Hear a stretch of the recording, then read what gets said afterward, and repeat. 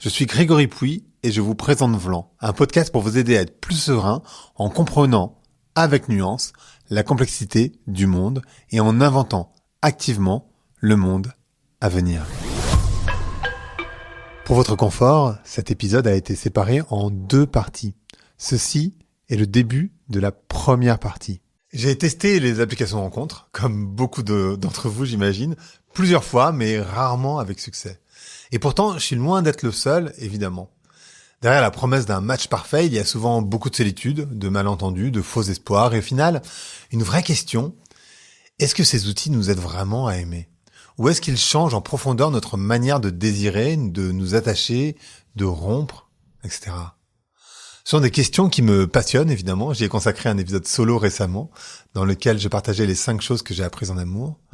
Et depuis plusieurs années maintenant, j'ai abordé ces thématiques avec de nombreux invités, que ce soit sur le couple, la rupture, les relations longues, le désir. Bref, c'est un sujet que je creuse parce qu'il me touche, évidemment, qu'il me traverse, et que je sais qu'il concerne énormément d'entre vous, naturellement.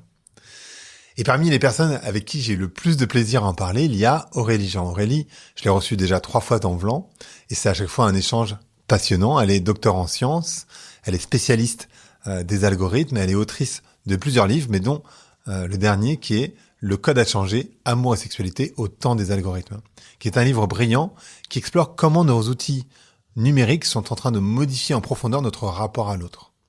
Et dans cet épisode, on parle de ce que les algorithmes font à nos rencontres, de la manière dont ils renforcent certains biais, de cette illusion de liberté dans le choix et de la dérive consumériste qu'ils peuvent encourager. Mais on parle aussi de stéréotypes de genre, de poids des attentes sociales, de patriarcat intériorisé et de cette tension entre le fantasme de l'amour idéal et la réalité d'une relation à construire.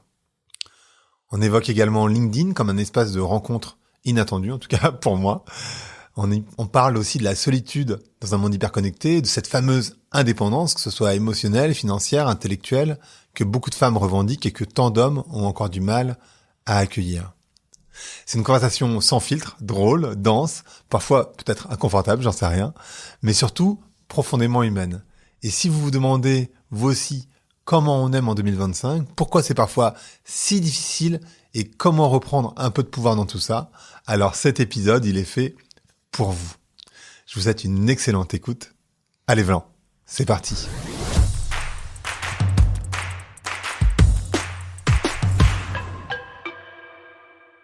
Bonjour à toutes, bonjour à tous, bonjour Aurélie. Bonjour. Comment tu vas ? Bah écoute, ça va très bien. Ça fait super longtemps qu'on s'est pas vu, donc je suis ravi. Bah ouais.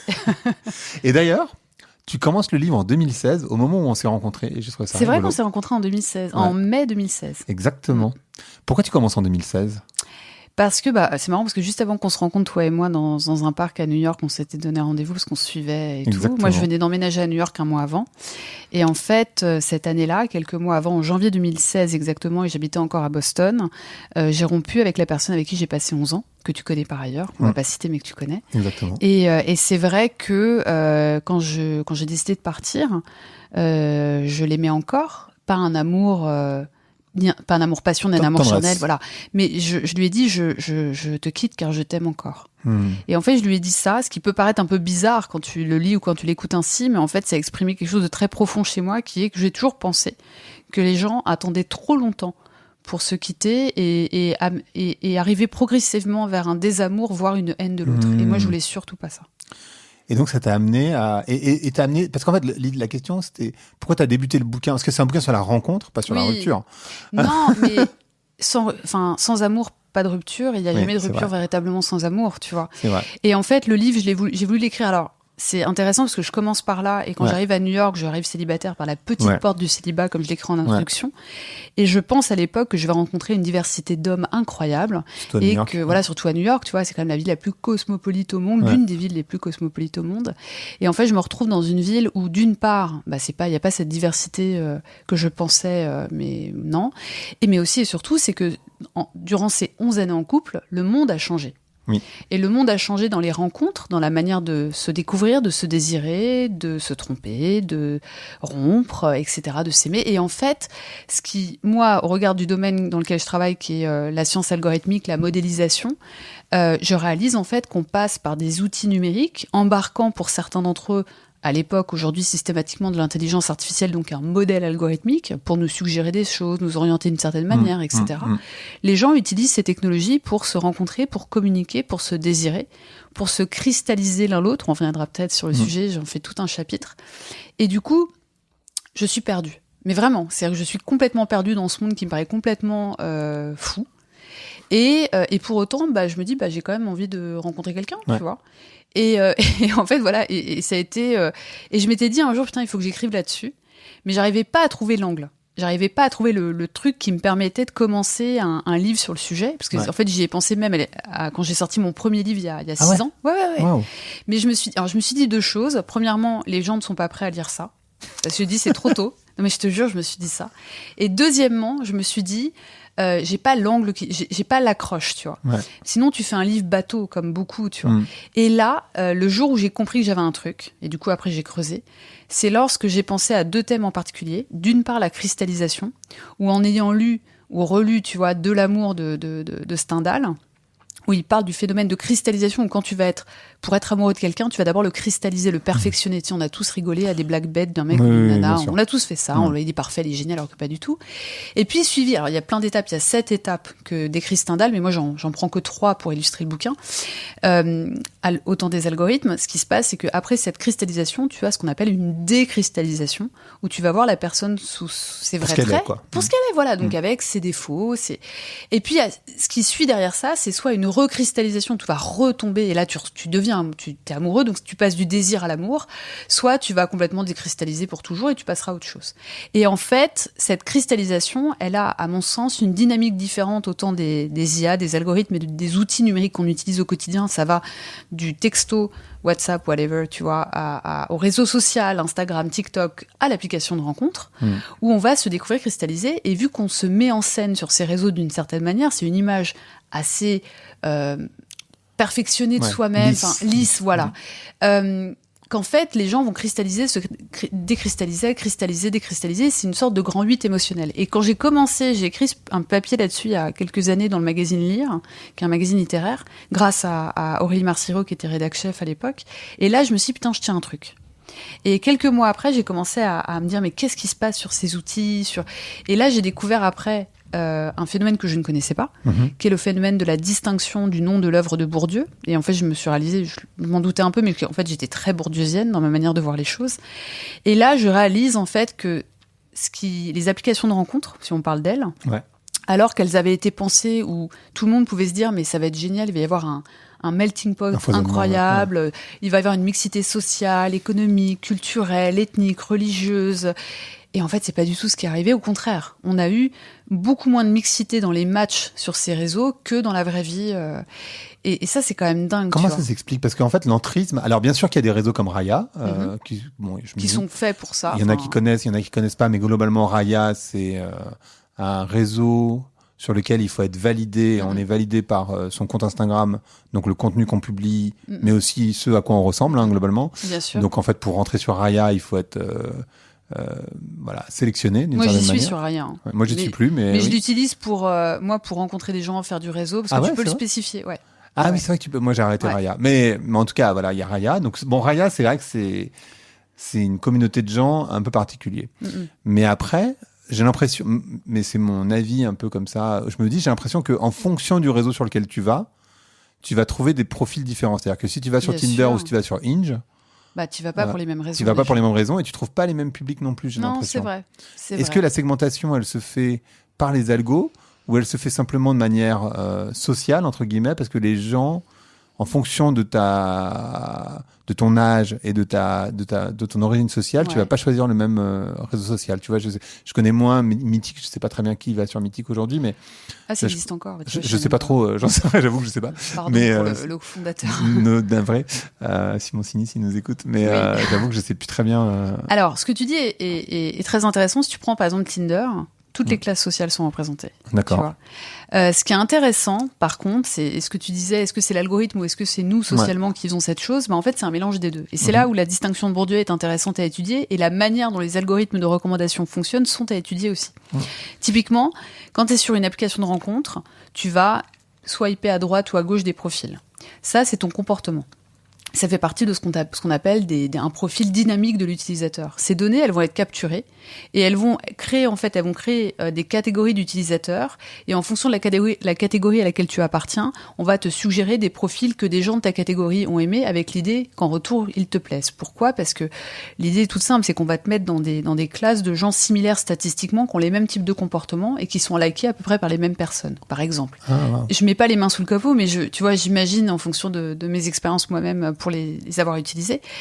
Et donc, il y a 2 phénomènes à ça, qui en conséquence. La première, c'est que typiquement, tous tes comportements que tu vas avoir sur ces applications vont être décuplés par la manière dont l'algorithme de recommandation va te suggérer des profils où il aura tendance à prendre des tendances statistiques et en faire des conditions systématiques. C'est pour ça qu'à un moment, tu vois toujours les mêmes choses, les mêmes types de profils.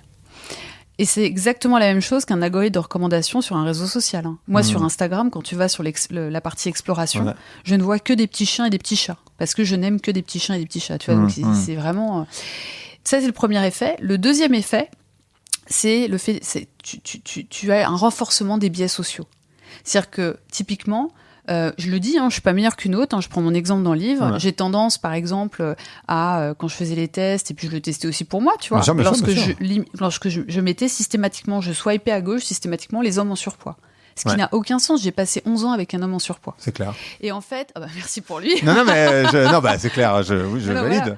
Voilà. Je dis juste que c'est vrai. Oui, voilà. Et en fait, c'est intéressant parce que j'ai un comportement sur cette application qui est robotisé, que je n'ai pas dans la vraie vie, mais qui du coup va influencer les profils qui me sont suggérés, va créer de la discrimination envers ces hommes en surpoids. Je dis homme parce que pour le coup, je suis hétérosexuelle.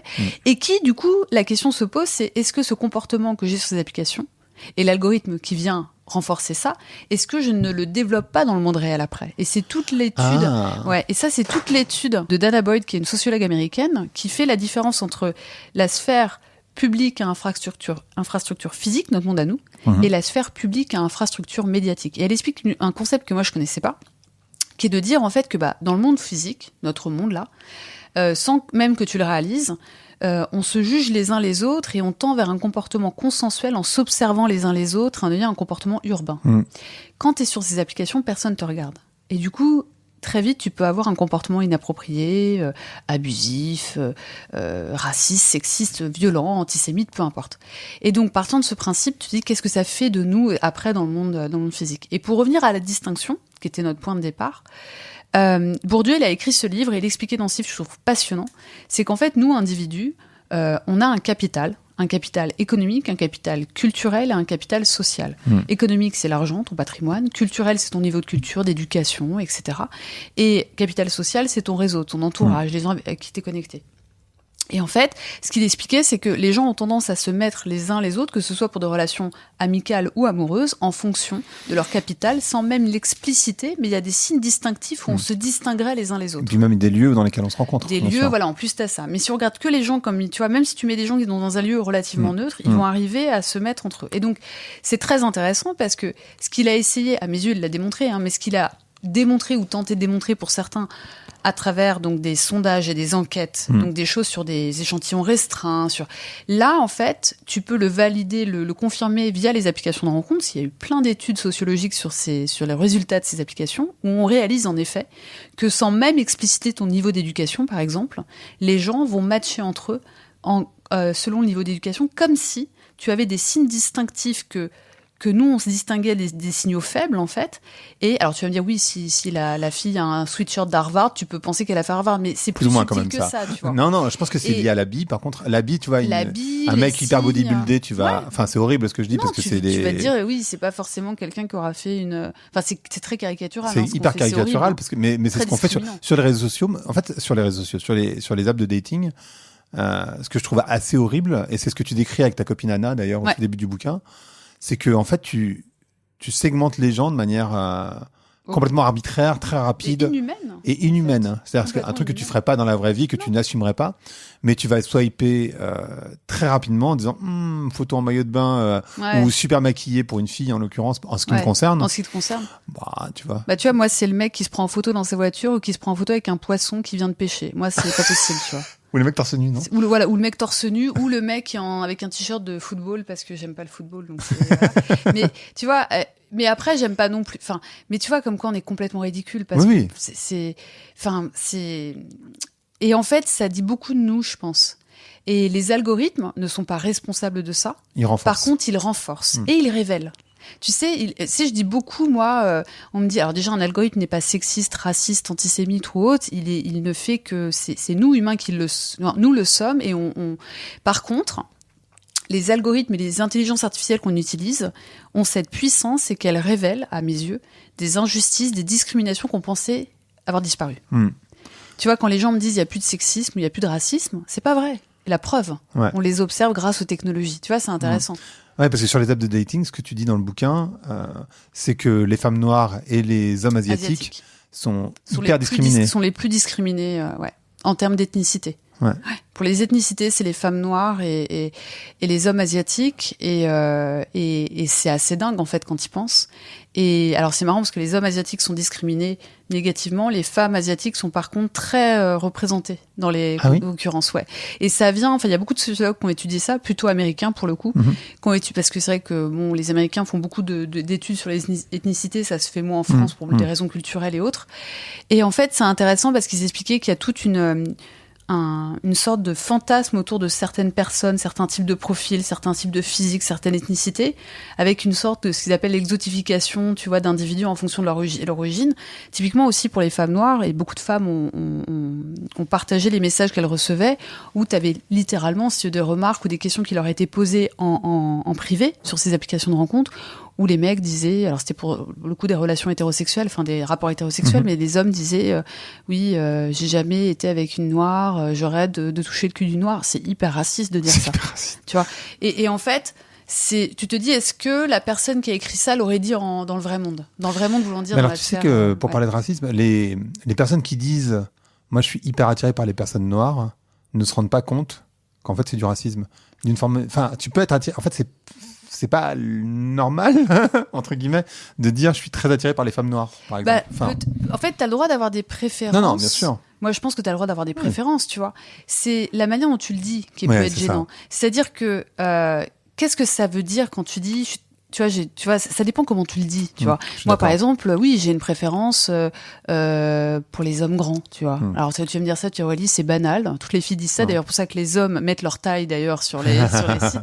Où tu vois, où j'ai... Non, mais... moi, je suis grand, donc. Voilà. Oui, on était très, très grand, donc. Mais où tu vois, par exemple, moi, c'est vrai que j'ai paradoxalement, au regard des relations que j'ai eues avant, c'est vrai que moi, je suis plutôt attirée par un physique anglo-saxon, tu vois. C'est très rigolo, voilà. Alors que bon, pas du tout. Enfin, dans les gens avec qui j'étais, pas forcément, quoi. Ouais. Mais tu vois, t'as une manière de le dire. Et quand tu dis, ouais, moi, je suis très, je sais pas comment tu l'as dit, enfin, je suis très attirée par les femmes noires, ou je sais pas, tu te dis, mais qu'est-ce que ça sous-entend? Et puis par ailleurs, et c'est ça toute la difficulté de la discussion, il y a beaucoup de sémantique, beaucoup de travail à faire, c'est de dire, quand tu parles de noir ou quand tu parles de blanc, même si maintenant le terme blanc et noir est aussi controversé, parce qu'en fait, qu'est-ce qui est blanc, qu'est-ce qui est noir, voilà, c'est des termes qu'on a collés à une époque, et il faudrait peut-être revoir cette distinction, et qu'on utilise d'ailleurs encore dans le monde scientifique, mais qu'on doit repenser. En fait, ça n'a pas la même connotation, parce que l'histoire n'est pas la même. Je veux dire, les populations noires n'ont absolument pas la même histoire que les populations caucasiennes, blanches. Et donc, tu peux pas, c'est pas comparable. C'est comme de dire, tu vois, c'est un peu bête, mais tu vois, par exemple, quand j'appelle même mes copines, je les appelle très vite mes bichettes, mes chéries, et des mecs qui vont dire, ouais, alors un mec dirait ça, tu vois, à sa pote, ce serait peut-être mal vu. Je dis, oui, mais en fait, tu compares un truc qui est pas comparable. Je suis une femme, et il y a pas un rapport, il y a pas cette histoire, en fait, qu'on a eu l'un par rapport à l'autre. C'est rien à voir, en fait. Et donc, voilà, alors là, on sort un peu du sujet, mais c'est intéressant à quel point les intelligences artificielles et les technologies algorithmiques permettent de remettre sur la table des sujets que l'on pensait. Toi, quand les gens me disent il n'y a plus de sexisme, faux. Il y a un sexisme ordinaire. Carrément. Et les applications, les outils d'IA nous démontrent qu'il y a même plus qu'un sexisme ordinaire, en fait. Il y a un vrai sexisme, pas que ordinaire. Et d'ailleurs, moi, dans mon expérience, pour aller dans le sens inverse de ce que tu vas dire, mais pas vraiment inverse, c'est que je me rends compte, on parle beaucoup de la déconstruction des hommes, mais quand tu vois les annonces de beaucoup de femmes sur les apps de dating, tu te rends compte qu'elles sont absolument pas déconstruites non plus, parce qu'en fait, ce qu'elles demandent sont des trucs hyper patriarcaux. C'est marrant que tu dises ça. Je trouve ça hyper étonnant. Tu vois, je me dis, pardon pour ceux qui nous écoutent, on est en train de parler d'expérience personnelle, mais en même temps, je trouve ça hyper intéressant de voir qu'en fait, les femmes, elles te mettent des trucs genre, tu vois, alors c'est des termes qui sont pas objectivement Non, patriarcaux, mais mais vas-y, c'est la stabilité, c'est un mec qui a beaucoup d'ambition. Ouais, je comprends. Tu vois, enfin, en fait, du coup, derrière, ça veut dire un homme qui va provide, un homme avec qui je vais me Bien sentir en sûr, sécurité, qui protège, ouais. et tout ça, c'est hyper patriarcal. Alors, en fait, c'est marrant que tu dis ça parce que tu vois, moi, je suis très féministe libérale. J'aime le mot déconstruction qui ne plaît pas beaucoup. Et moi, je le défends parce que déconstruire, ça veut pas dire tout détruire. Ça veut dire revoir les repères sur lesquels t'as grandi. Et je pense que nous, les femmes, on doit aussi déconstruire certains stéréotypes. Bah ouais. Et pour une raison toute simple. Alors, peut-être qu'il faut pas dire déconstruire l'individu, mais déconstruire les stéréotypes qui l'embarquent. Les croyances. Les croyances, voilà. Mais parce que tu vois, nous, les femmes aussi, je dis souvent, les femmes sont les victimes du patriarcat, les hommes le sont par ailleurs, mais on est aussi des porte-drapeaux du patriarcat. Parce que, tu vois, moi, je combats contre moi-même pour éviter d'être un porte-drapeau du patriarcat. Et c'est vrai que du coup, oui, je peux être un peu chiante, tu vois. Mais c'est pas grave, j'assume. Mais et du coup, je suis pas celle, tu vois, comment dire en français, j'accepte de plaire et de déplaire. Tu vois, je ne suis pas là pour plaire aux hommes. Et ça, c'est quelque chose déjà tu déconstruis un stéréotype profond chez nous les femmes, dans lequel on a été élevés. Alors moi, pas beaucoup, mais la société a influencé. Qui est le fait de dire qu'on doit plaire aux hommes. Tu vois ce que je veux dire ? Et ça veut aussi dire ne pas les contrarier. Ça veut aussi dire... Donc c'est très compliqué et tu as entièrement raison. C'est-à-dire qu'on voit sur ces applications, tu as aussi des mécanismes et des stéréotypes qui peut-être aussi reviennent en force. Pourquoi ? Parce que l'algorithme de recommandation qui va te recommander des profils peut aussi aller dans ce sens-là puisqu'il s'appuie sur tes comportements et les comportements statistiquement représentatifs. On va parler d'un truc, pardon, on fait une discussion perso, mais en même temps, je trouve que c'est intéressant. J'en profite du coup parce que tu es là en face de moi et qu'on a eu cette discussion plein de fois, cela dit, mais on a beaucoup parlé de ça. Ouais. Pour ceux qui nous regardent, qui nous écoutent, on a pas mal parlé du sujet. Un sujet que moi j'observe chez mes copines smart, tu vois, un peu badass, ce qu'on dirait badass. Comme moi. Non mais si, exactement. En fait, je sais pas si dans les critères que les hommes mettent, en fait, ils disent j'ai envie d'une femme indépendante, j'ai envie d'une femme smart, etc. Parce que je sais, par ailleurs, de ton expérience, mais de l'expérience de pas mal de mes copines célibataires, qu'en fait, c'est la grosse galère. C'est-à-dire que les mecs, ils veulent pas des femmes qui gagnent plus, ils veulent pas des femmes qui sont plus smart, ils veulent pas vraiment des femmes... En général, parce que quand je dis ça, il y a toujours un mec qui dit moi je suis pas comme ça. Non mais moi non plus je suis pas comme ça, mais enfin bon voilà quoi. Je suis d'accord. Je suis entièrement d'accord avec toi et je l'ai vécu et j'en parle dans le livre. Je dis moi j'étais avec quelqu'un qui quand j'ai gagné plusieurs dizaines de milliers d'euros par an plus que lui, bizarrement ça a posé problème alors qu'avant il me disait systématiquement ça ne me poserait jamais de problème que tu gagnes plus. C'est pour ça moi, quand les hommes me disent moi ça me dérangerait pas que ma copine gagne plus, je dis est-ce que ça t'est déjà arrivé ? Non, je dis en fait je ne sais pas. Mais c'est pas grave. Même moi il y a des trucs où je me dis moi, j'imaginerais ça, mais tant que je ne suis pas face à la situation, je peux pas dire. Je peux pas le confirmer, en tout cas.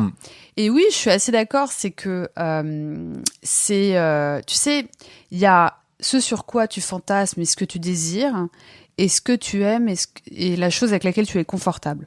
Et moi, je pense, en fait, et je suis désolée, ça fait très cliché, très stéréotype, et je m'en excuse, mais c'est mon expérience, l'expérience de mes amis, et c'est tout ce que je dis sur le sujet, c'est que tu as encore, en fait, une sorte de genrification, je sais pas comment on dit, des attitudes, puisqu'en réalité, si tu veux, et je suis désolée, et j'assume, c'est mon expérience, mais les hommes, oui, ils peuvent fantasmer sur des femmes brillantes qui cassent tous les termes que tu utilises, carriéristes, qui aiment leur vie, sont indépendantes émotionnellement, intellectuellement et financièrement, parce qu'en fait, c'est l'indépendance qui pose problème, bien plus que le reste. Quand tu dis badass, tout ça, en fait, c'est l'indépendance intellectuelle, financière et émotionnelle. Avec du caractère. Ça, voilà, du caractère, c'est ça, voilà. En fait, c'est intéressant parce qu'ils peuvent possiblement fantasmer là-dessus, trouver ça excitant, mais c'est pas la personne avec qui ils ont forcément envie de faire un bout de chemin ou un long chemin, parce que justement, ça les met en position d'inconfort. Et pour le coup, moi, j'ai aussi été avec, je pense, la personne avec qui j'ai passé 11 ans, qui m'a dit, moi, je veux pouvoir savoir que tu peux partir à tout moment et que t'es libre. Parce que ça veut dire que si t'es avec moi, c'est que tu le veux vraiment. Et par ailleurs, tu vois, moi, je pense, par exemple, la personne avec qui je suis en ce moment, moi, j'aime beaucoup sa manière de penser. Alors, il est complètement féministe, complètement déconstruit pour le coup, mais je pense qu'il a jamais été vraiment construit dans ce sens-là. Et en fait, lui, en fait, il me dit, mais moi, je veux que tu réussisses mieux que moi. Et moi, j'ai envie d'être avec un homme qui réussisse autant mieux que moi, qui soit heureux et épanoui et surtout indépendant. Et puis qu'il ait sa définition de la réussite. Voilà, sa réussite, parce qu'après, qu'est-ce que la réussite ? Mais en tout cas, mais tu sais, en fait, en réalité, les gens ne jugent pas la réussite des autres. En fait, ce qu'ils jugent, c'est l'épanouissement et ton niveau de joie. Tu vois ce que je veux dire ? Ouais, bien sûr. C'est ça que les gens, tu vois, jalousent. Ou c'est pas la réussite, c'est ton niveau. peu importe, tu vois, ce que t'as sur ton compte en banque, les amis que t'as, combien de voyages tu fais par an, c'est pas ça du tout. Ouais. C'est comment tu te sens bien, en fait, dans ta vie, et c'est ça, en fait, qui peut déranger. Et pour moi, j'appelle ça l'indépendance, en fait, tu vois. Est-ce que les apps de dating, est-ce que c'est le bon terme? Est-ce que c'est des apps de dating? Est-ce que c'est des apps de rencontre? Est-ce que c'est des apps... Parce qu'en fait, le truc aussi, très bonne question, ouais. c'est que, en fait, ces apps, elles ont complètement modifié la manière dont on relationne. Aujourd'hui, un homme qui va... Moi, je vois beaucoup de posts et puis beaucoup d'amis qui me racontent ça, des femmes qui disent, mais pas importunez-moi, mais venez me voir. D'une certaine manière, les mecs ne draguent plus, c'est perturbant, ils viennent plus nous voir. Alors, sans parler du droit d'importuner de Catherine Deneuve, tu vois, on n'est pas là. Parce qu'après, c'est des questions de manière de faire, etc. Ouais, et puis après, ça pousse après à des questions légales. Tu vois, bien sûr. oui, non, je suis pas en train de dire. Non, voilà, bien sûr. Mais juste tu vois, tu peux le faire de manière polie. Bien sûr. Juste d'aller demander un numéro de téléphone. Mais tu sais, je vais te dire, moi, j'entends souvent des hommes me dire on est perdu. Enfin, non, ils disent pas on est perdu, ils disent on peut plus draguer, on peut plus rien faire. Et moi, je dis, mais en fait, je vais te dire une chose. Si une fille t'intéresse, si tu vas la voir et que tu lui dis, je ne sais pas comment te le dire, mais je veux juste te dire que tu m'intéresses et je m'excuse si je suis maladroit, la fille va jamais mal le prendre. Non. Et en fait, quand ils me disent, j'imagine que tu vois, s'ils acceptaient de dire, en tout cas, ces hommes-là, il y en a pas, ils sont pas tous comme ça, hein, mais de dire, c'est quoi, accepte d'être vulnérable et perdu, et c'est pas grave.